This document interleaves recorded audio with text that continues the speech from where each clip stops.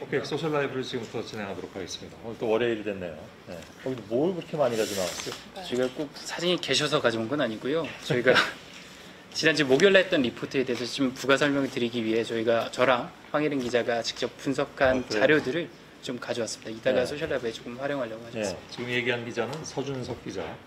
우리 저 사회삼부, 예, 그렇습니다. 그러니까 탐사보도팀에 있는 거죠. 네, 그렇습니다. 옆에 나와 있는 기자는 황예린 기자. 역시 탐사팀에 있고요. 근데 지난번에 나왔었잖아요, 그죠? 처음인가요? 처음에? 처음. 아, 그래? 아, 네. 미안합니다. 예. 착각할 수도 있죠. 네. 네. 서준석 기자는 나왔었잖아요. 저는 네 번째입니다. 그러니까. 예. 예. 늘 진지한 두 기자이기도 합니다. 제가 알기로는. 잘못 알고 있나? 그건 아니죠. 네. 그 지난주 목요일에 방송한 내용이 혹시 뭔지 아세요? 네. 택시 기사들의 처우에 대해서 네, 이야기를 했잖아요. 두 맞습니다. 꼭지에 걸쳐서 저희가 보도를 해드렸는데 맞습니다. 그 관련된 자료인 거죠? 택시 부가세에 관련된 네. 내용입니다. 이 부가세라는 게 보통 식당에 가시면은 뭐 10,000원짜리 사면은 1,000원 정도 더 부가세로 더 내도록 돼 있잖아요. 네. 택시기사 같은 경우에는 정부가 기사분들의 처우 개선을 위하여 그 세금을 돌려줍니다. 근데 그거를 과연 택시 회사들이 기사들에게 다시 돌려줬나? 그 부분에 대해서 저희가 좀 집중적으로 탐사 취재를 했었고요. 그렇지 거기에 대한- 않다는 거였잖아요. 네. 예, 기본급에 결론은. 이제 예. 포함을 해서 맞습니다. 그런 방식으로 조금씩 빼돌려 왔는데 그게 단순히 한두 회사의 문제가 아니라 사실상 전국의 모든 택시 회사들이 비슷한 방식으로 부가세를 빼돌려 왔던 그래요? 것으로. 네, 그게 그 어느 한두 회사의 문제가 아니라는 것은 저희들이 보도해드리면서 말씀을 드렸는데 전국적이다 그런 얘기잖아요. 네, 그랬습니다. 실제로 서울 이외에 다른 곳도 많이 취재를 했나요? 사실 지방의 경우에도 저희가 직접 가면서 택시기사분들 목소리도 듣고 아, 그래요? 네, 실제 어떻게 운영이 되고 있는지 뭐 부가가치세를 예. 실제 돌려받았는지 이런 문서들도 다 받아서 지금 선배께서 가져오신 거는 일부분이고 예. 사실 더 맞습니다. 이거는 많습니다. 서울 지역만입니다. 아, 그래요? 서울 지역은 다 가져온 건가요, 그러면? 다는 아니고요. 아니겠죠. 저희가 네. 사실 확보한 자료는 문서로만 되어 있는 게 20기가 넘습니다. 그걸 다 뽑으면 정말 여기를 가득 채울 정도로 많은 문서라서 그 중에서 20기가? 네, 그렇습니다. 엄청나네. 예. 그래서 거기에서 필요한 문서들만 직접 보고 간추려서 뽑은 서울 지역 내에서의 문서들만 이 정도고요. 예. 그 사실- 잠깐만 좀 보여줄 수도 있나요?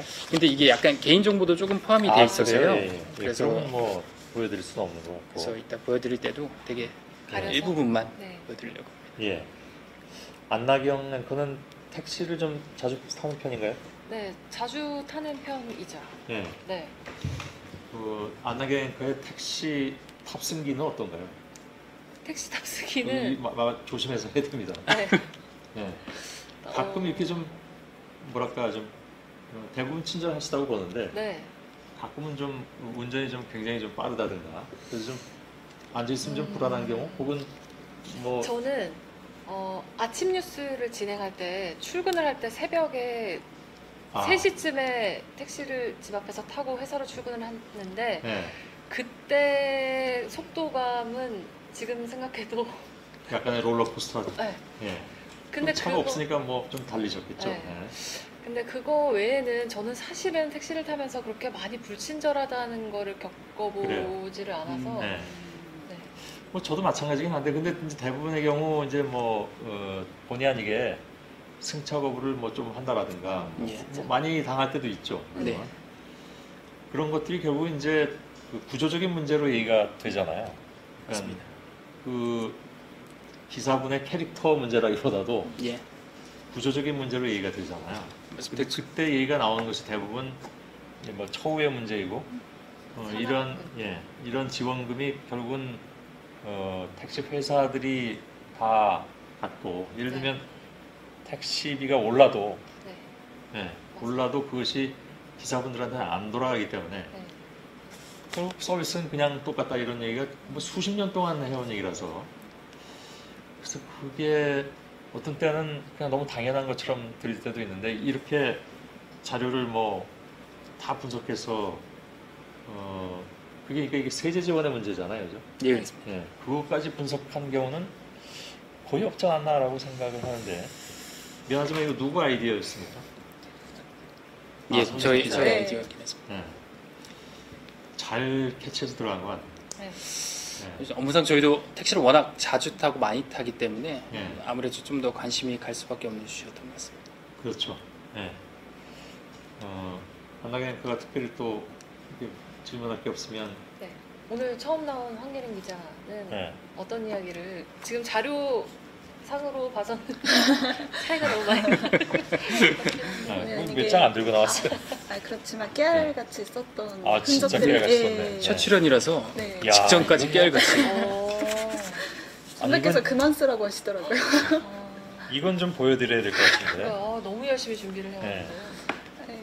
그 JTBC의 신창 기자들이 얼마나 노력을 하고 있는가를 혹시 보이나요? 여기 혹시 뭐 공개되면 안 되는 것도 있나요? 아이고 그렇진 않은데요. 아니고. 네네. 이 많은 내용 오늘 다 얘기할 건가요, 근데? 아 절대로 그건 그러면 아니죠. 지루해지고 이제 예. 핵심만 추리려고 하는데 그렇죠. 예. 핵심을 추리기 위해서는 이제 여러 가지 얘기를 좀 써놔야지 예. 보이더라고요. 그래서 예. 나름 이 소셜 라이브를 위해서도 이렇게 나름 준비를 많이 하고 있습니다. 일어날게요, 이제. 네. 예. 알겠습니다. 잘 진행을 부탁드리겠습니다. 예, 고맙습니다. 감사합니다. 감사합니다. 예.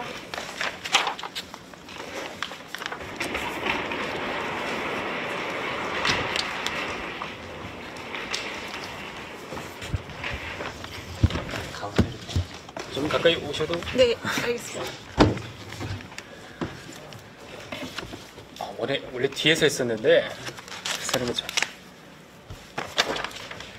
잠깐 소개드렸듯이 저희가 오늘 진행할 그리고 다뤄볼 내용들은 바로 택시 부가세 그리고 전반적인 임금 체계에 대해서 좀 말씀을 드려보려고 합니다. 황혜린 기자도 지금 택시 많이 타보지 않았나요? 지금 불편한 점은 없었나요?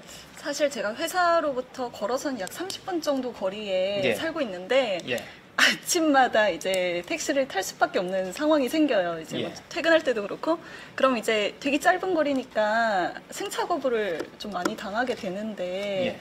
그러면서 좀 어려움을 많이 겪었던. 30분 거리면 뭐 택시 많이 탈 수 있지 않을까요? 네. 여전히 거부를 많이 하나요? 네, 여전히 거부를 되게 많이 하고 이제 출퇴근 시간 같은 경우에는 이제 워낙 타고 싶으신 분들이 많다 보니까 네. 짧은 거리보다는 좀 멀리 가는 경우를 선호하시더라고요.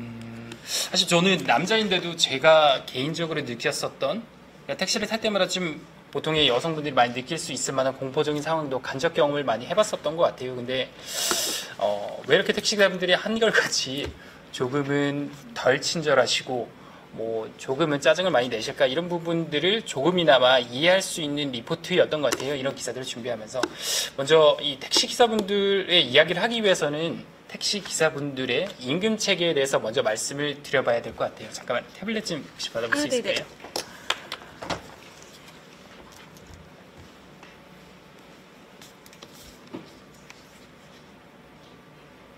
저희가 취재한 사례는 2011년에 1년 동안 택시 기사로 근무했던 장무경 씨의 사례입니다. 이분의 한 달 동안에 이분이 받게 되는 임금 체계를 조금 구조화한 게 바로 이 지금 보여드리고 있는 시지인데요. 이분이 한 달에 420만 원 정도를 번다고 가정을 해볼게요. 이 안에서 매일 내야 되는 금액이 산학금으로 내야 되는 금액이 370만 원 정도입니다. 산학금을 초과하는 금액들은 택시 기사가 가져갈 수 있고 거기에 더해서 기본급까지 더해서 약 150만 원 정도가 택시 기사분들이 가져가게 되는 금액이 되는 건데요. 근데 이런 경우에 사실 부가세라는 부분이 좀 문제가 되는데 맞습니다. 잘 보이나요? 그럼 여기서 부가세는 뭐냐? 이 택시 기사님들의 수입을 좀 구조화시키면은 받게 되는 기본급 100만 원 정도 수준에 더해서 그것과 는 별개로 정부가 택시 회사들에게 감면해주는 세액입니다. 때문에 기사들의 원래 수익은 기본급과 부가세 감면액을 합쳐서 별도로 지급을 받아야 하는 것입니다. 근데 실제로 이 장무경 씨의 사례를 좀 보니까 원래 기본급만 하더라도 최저임금보다 좀 더 높아야 되는데 이 부가세 감면액을 합치고서도 최저임금액과 비슷하거나 오히려 좀 더 적은 경우가 많았다는 거예요. 다시 말해서 이 기본급에서 부가세 감면액만큼 회사가 좀 가져가고 대신에 부가세 감면을 추가시켜서 사실상 준 것 임량 서류를 조금 꾸몄다라는 부분이 저희 기사의 핵심이었습니다. 근데 선배 그 장씨만이 아니라 사실 서울 전체 지역이 그렇다라는 얘기가 이제 들려서 저희가 직접 그 144곳이 업체들의 좀 자료들을 수집해보지 않았나요? 맞습니다. 그래서 준비한 자료가 바로 이곳인데요. 이게 문제가 단순히 장부경 씨가 처해 있는 한 곳의 사례가 아니었습니다. 제가 갖고 있는 이 자료는 서울시 내 144곳, 서울시 소속 택시 회사들 144곳을 좀 분석한 자료들인데요. 이분들이 지금 어떻게 택시 기사에게 지급을 하냐면요. 좀 개인정보에서 조금 가려보겠습니다. 이 밑에 보시면은 기본급에 부가세 수당이 이게 부가세 지급 내역입니다. 근데 이 안에 기본급과 수당에 그 금액이 포함되어 지급되어 있다고 많이 나와 있는데요. 이 나머지는 다 사실 비슷한 자료입니다. 택시 회사들만 좀 달라가지고요. 근데 저희가 이렇게 뒤져봤던 144곳 중에 132곳에서 이 부가세 감면액을 기본급이나 수당에 좀 포함시켜서 지급을 해왔더라고요. 사실상 이게 저희에게 확인된 것만 그 금액의 규모가 300억 원 이상이고, 이것이 서울 전체 2010년부터 17년까지였는데 서울시뿐만 아니라 전국까지 비슷한 내용으로 추산됐을 때 수천억 원 이상이 이런 방식으로 부당이득으로 수령되지 않았나, 저희는 이런 의심을 좀 하고 있는 상황인 겁니다. 그래서 사실 막 그 금액이 엄청난데 이미 가져갔으니 뭐 돌려받으실 수는 없고 기사분들이 예.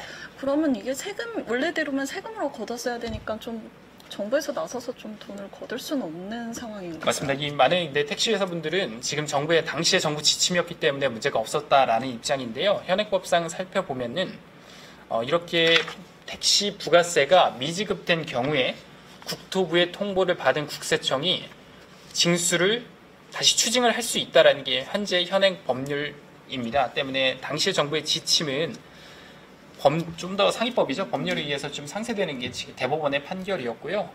실제로 정부의 지침도 2014년 하반기 이후로 많이 바뀌긴 했습니다. 그런데 정말 많이 바뀌었는가? 그것도 사실 저희의 의문점이기도 했습니다. 2014년 이후에 과연 부가세 혹은 기사분들에 줘야 되는 금액들을 정당히 지급하고 있는지 확인해 봤는데요. 이 얘기를 하려면 먼저 김천의 택시기사 이야기를 먼저 해봐야 될 것 같아요. 어떤 얘기인지 좀 소개해 주시겠어요? 김천이는 이제 택시기사분을 저희가 직접 만나봤는데 그분이 하루 종일 일을 하는데도 불구하고 한 달에 약 기본급을 30만 원밖에 받지 못한다는 현실을 좀 저희가 직접 들었어요. 그래서 직접 목소리를 한번 들어보고 가려고 합니다. 아침에 8시 집에서 나와가지고 보통 11시, 12시까지 일하고 합니다. 그렇게 하자고는 그 사람 자체가 쓸 수가 없어요. 오전 8시부터 오후 11시까지 한 15시간 정도 일을 하는 거네요. 그렇죠. 그러면 15시간을 일하는데 한 달에 30만 원이 기본급이다? 솔직히 상식적으로 좀 이해가 안 되잖아요. 근데 그러다 보니까 산학금을 이제 내는 것보다 더 많이 벌려고 노력을 하시는 건데 이렇게 되는 이제 근본적인 이유는 하루 근무 시간을 1시간 6분만 인정을 한다는 현실이 있습니다. 그러니까 하루 15시간 일했는데도 근무 시간으로, 그러니까 돈을 받는 시간은 1.1시간이라는 거죠. 그렇죠. 이게 어떻게 가능한 겁니까?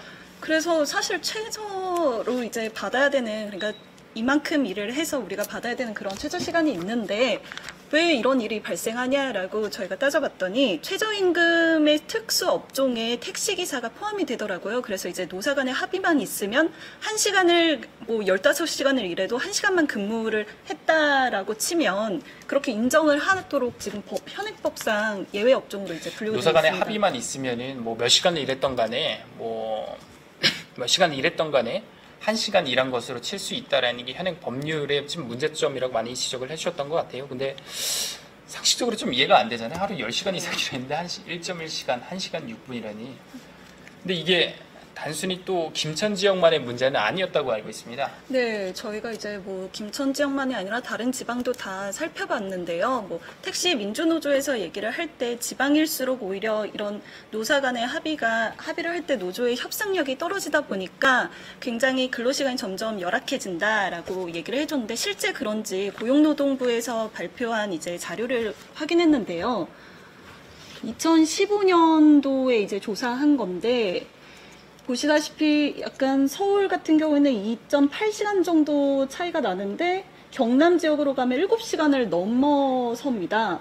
이렇듯이 이렇게 지방으로 갈수록 점점 실제 이제 근무한 시간과 이제 임금으로 지급할 수 있는 실제 인정되는 근로 시간이 다르다는 게 이렇게 확연하게 드러납니다. 맞습니다. 여기 뭐 8시간 일하면은 7.4시간 이 차이니까 결국 0.6시간만 인정을 받게 되는 게 지금 경남 지역의 현실인 것 같습니다.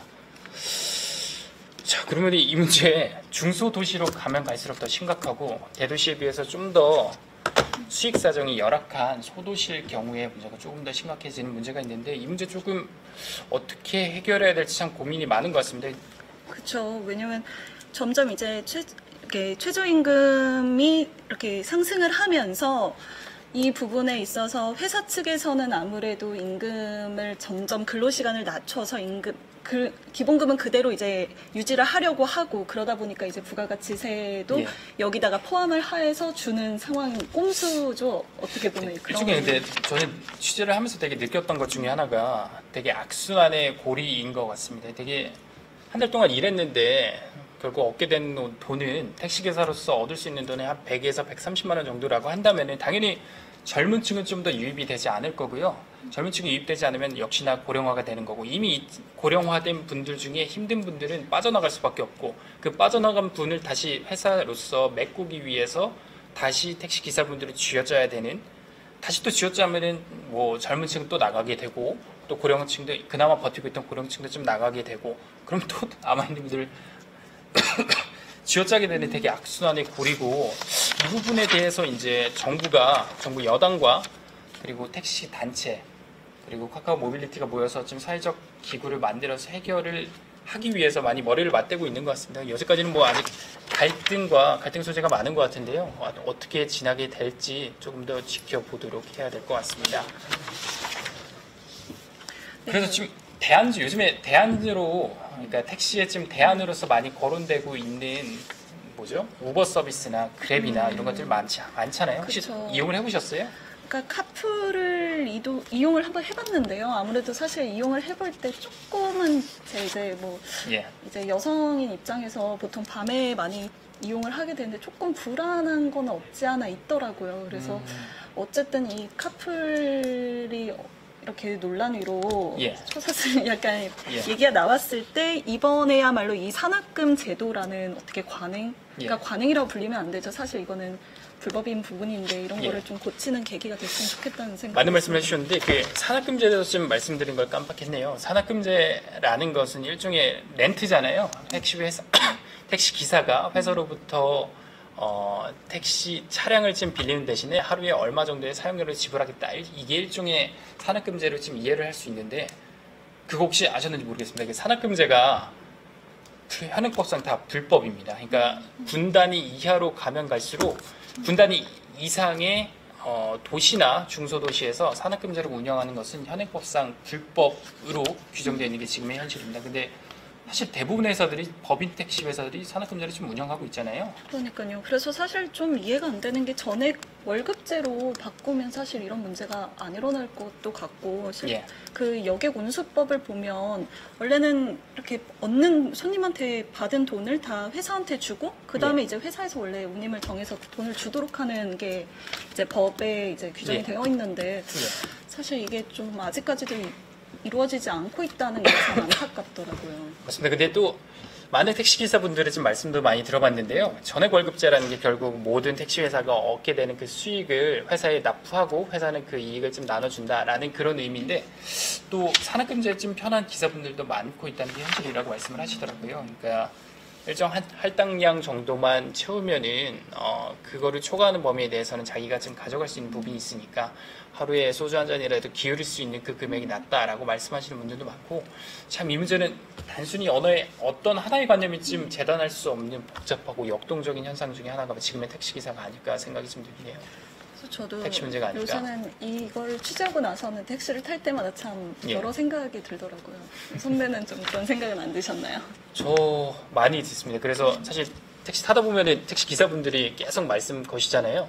이전까지는 절대 말 받아치거나 너무 힘드니까요. 그렇진 않았는데 이 문제를 좀 취하고 나서는 사정이 어떤지 특히 저희가 취재했던 이 부가가치세는 과연 돌려받고 계시는지 좀 물어보는 게 습관이 됐던 것 같습니다. 지금 한 달 동안 일했는데 한 100에서 130 그리고 기본급으로 받게 되는 게 30만 원 정도다라는 건 저도 정말 굉장히 충격적이었어요. 힘든 네. 사정이긴 하잖아요. 네. 그래서 정부와 지금 여러 단체들이 머리를 맞대고 있는 만큼 저희의 취재가 조금씩 더 도움이 됐으면 좋겠고요. 사태 결국 핵심은 택시 단체든 정부든 모두 말한 이야기들의 핵심은 지금의 택시 기사분들의 처우가 개선될 여지가 있다라는 게 핵심이니까요. 지금 저희의 취재가 그 해결의 실마리를 조금이나 좀 제시할 수 있었으면 좋겠습니다. 저희가 이렇게 둘이 떠들기 시작한 지 벌써 15분 이상이 지나서요. 저희 소셜 라이브가 준비한 또 다른 코너, 이제 유저들의 생각을 알아보는 시간, 댓글을 읽는 기자 코너로 넘어가도록 하겠습니다.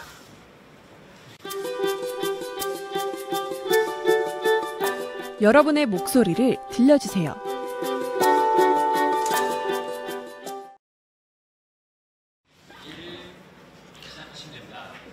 예, 댓글을 읽는 기자 순서입니다. 지금 유튜브와 페이스북 통해서 올려주시는 질문들이 저희가 받아보고 있는 태블릿 PC에 올라오고 있는데요. 지금 질문 하나 선택해 주시겠어요? 되게 많네요. 어디에서 아이디가 뭔지 같이 좀 밝혀주세요. 예. 택시비를 올려야 해결되는 건가요? 그러네요. 이 아이디 한번 읽어주시고 질문해 주시겠어요? 유현희 씨 맞기를 바라면서 유현희 씨가 2번 올리셨는데요. 이 성이 마지막에 있으니까 이유현 씨인 것 같습니다. 아, 네, 알겠습니다. 이렇게. 그래서 이현 씨가 택시비를 올려야 문제가 과연 해결이 되는 걸까라는 건데요. 뭐 저희가 취재한 내용도 뭐 제가 모든 해답을 갖고 있는 건 아닙니다. 근데 택시 부가세 문제에 한해서 좀 말씀을 드리자면요. 이제 정부가 시행하고 있는 그리고 택시 비용이 올라간다는 것은 소비자가 좀 더 많은 비용을 지출한다라는 건데 그 지출한 그 비용이 결국 택시 회사가 벌어들이게 되는 그 돈이 원래 지금 현행 법률상 존재하는 대로 그 법률이 의도하는 바대로 택시 기사분들의 처우 개선을 위해 사용된다면은 지금보다는 조금 더 주머니 사정이 나아지지 않을까 이런 생각이 들긴 하네요. 뭐 단순히 택시비 올려받는다고 해서 다 해결되는 부분은 아니지만 택시비 인상이 해결이 되기 위해서는 그런 선순환 구조가 미리 이뤄져야 된다고 저는 생각을 합니다. 좀 어떻게 보시나요, 홍일희 기자는?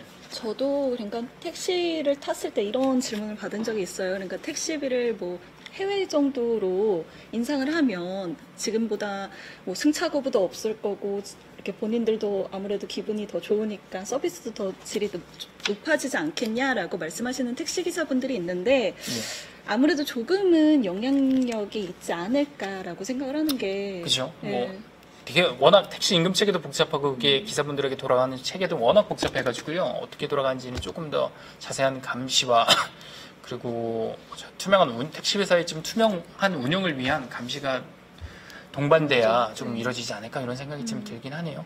이현성 씨가 또 다른 말씀해 주셨는데 한번 읽어주시겠어요? 택시 회사들이 저렇게 기사님들께 악덕 운영 중인데 택시 기사님들은 왜 카풀을 반대하는 걸까요? 그 이유현 씨가 아니라 아, 네, 죄송합니다. 제가 같은 분을 또 얘기를 했네요. 제일 위에 방금 올려주신 질문 같은데요. 제가 편애하는 건 아니었는데 본의 아니게. 친구 아니시죠? 아, 네, 친구. 이유현 씨 혹시 친구 아니시죠? 네. 알겠습니다. 또 다른 질문 한번 다시 선택해서 읽어주시겠어요? 그러면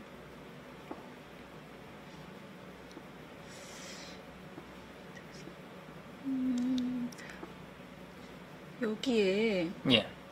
그러니까 뭐 몇 년 전에 이 레벨업의 약간 약어인 것 같은데요. 예.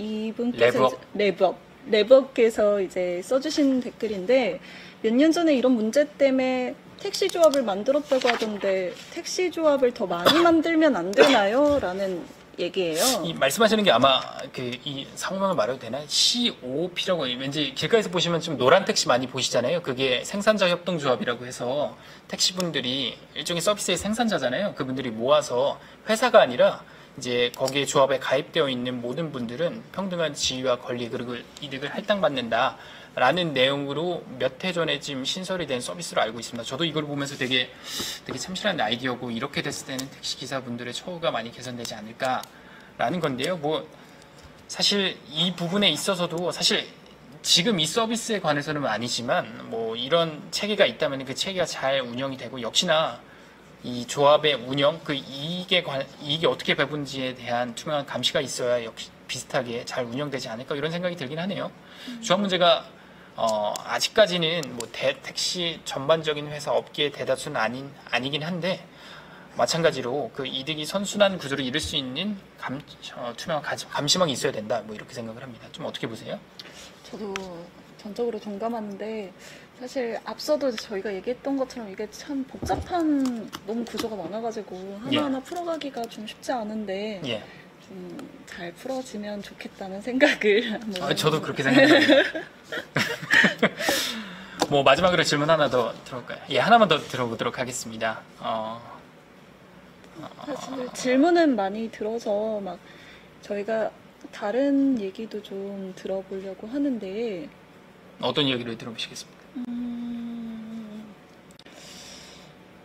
그러니까 뭐 예를 들어서 그럼에도 불구하고 뭐 그러니까 한탐정님께서 말씀하신 것처럼 예. 승차 거부는 문제가 맞죠 이렇게 말씀을 하셨는데 그럼에도 불구하고 일반 시민분들이 느끼셨을 때 아무래도 일상적으로 좀 승차 거부를 많이 당하시고 예.